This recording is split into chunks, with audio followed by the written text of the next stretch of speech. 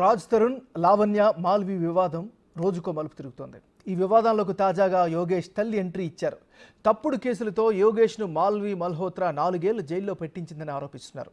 దీనిపై యోగేష్ తల్లి ఓ వీడియోను రిలీజ్ చేశారు. ప్రేమ పేరుతో తన కొడుకు చుట్టూ తిరిగి మాల్వి తమ ఆస్తులు లాక్కుందని ఆరోపించారు. ఆమె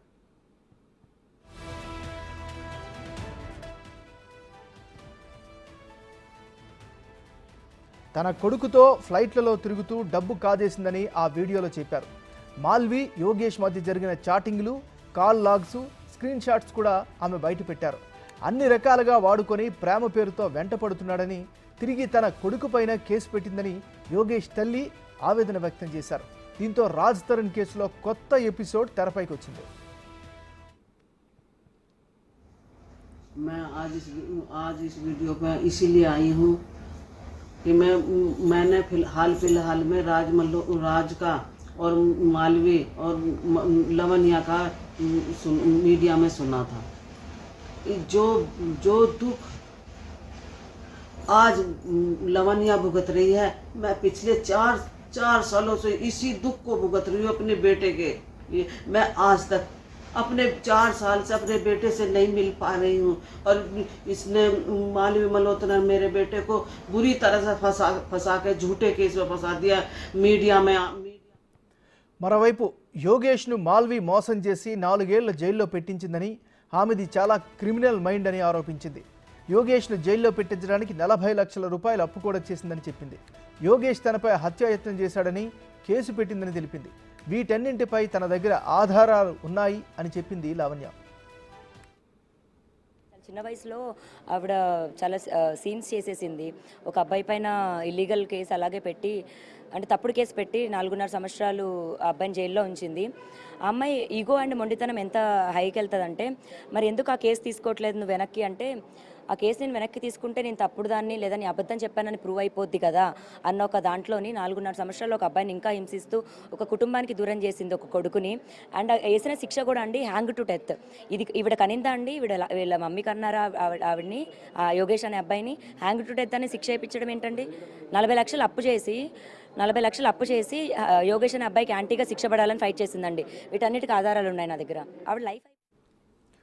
ఇక ఇదే అంశానికి సంబంధించి మరింత తాజా సమాచారం అందించేందుకు మా రిపోర్టర్ రాణా లైవ్లో సిద్ధంగా ఉన్నారు. రాణా, చెప్పండి, ఈ కేసుకి సంబంధించి ట్విస్టుల మీద ట్విస్టులు వస్తున్నాయి. అసలు ఏం జరుగుతుంది? పోలీసులు ఏం చెప్తున్నారు?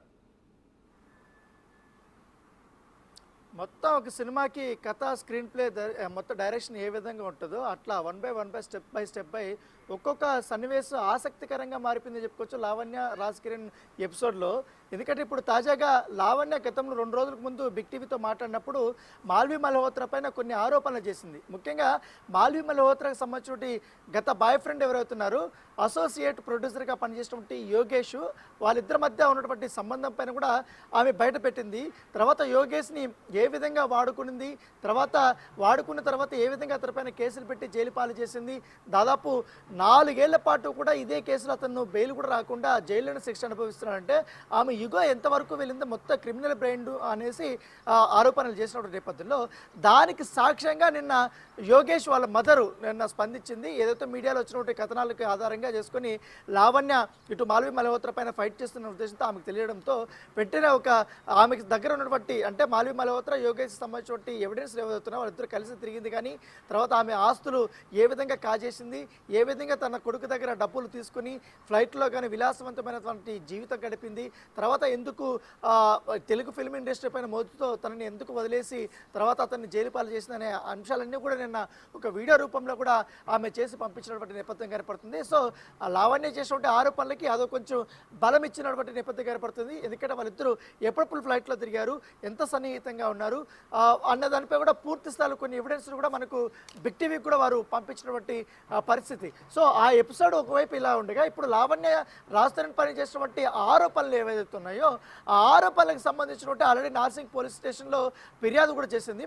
3 సెక్షన్స్ కింద కూడా కేసు నమోదు చేశారు. దాన్ని బేస్ చేసుకొని నిన్న రాజ్ తరుణ్కి నార్సింగ్ పోలీసులు నోటీసులు ఇచ్చినట్టుగా తెలుస్తుంది. ఎల్లుండిలాగా అంటే ఈ నెల 18లోగా రాజ్ తరుణ్ ఖచ్చితంగా నార్సింగ్ పోలీస్ స్టేషన్ ముందు విచారణకు హాజరు కావాలంటే కూడా నోటీసులు పెట్టారు. బిఎన్ఎస్ఎస్ సంబంధించినటువంటి కొత్త న్యాయ చట్టం వచ్చింది కాబట్టి బిఎన్ఎస్ఎస్ 45 కింద ఆయనకి నోటీసులు ఇచ్చినట్టుగా మనకు తెలుస్తుంది. ఖచ్చితంగా రేపు కానీ ఎల్లుండి కానీ మస్టర్ షూట్గా రాజ్ తరుణ్ అయితే విచారణకి హాజరు కావాల్సి ఉంటుంది. సో అతను హాజరు అవుతాడా లేదా అనేది ఒక కన్ఫ్యూజన్ ఉంది. ఎందుకంటే ఆల్రెడీ అతను హైకోర్టులో క్వాష్ పిటిషన్ వేయాలనే ఉద్దేశంతో ఉన్నాడు. ఒకవేళ ఇక్కడ హాజరైన తర్వాత ముందస్తు అరెస్ట్ లేకుండా లేకపోతే ముందస్తు విచారణ లేకుండా అతను ముందస్తు బెయిల్ కోసం ఏమన్నా క్వాష్ పిటిషన్ వేసే అవకాశాలు ఎక్కువగా ఉన్నట్టుగా మనకు సమాచారం అందుతుంది. Thank you Rana.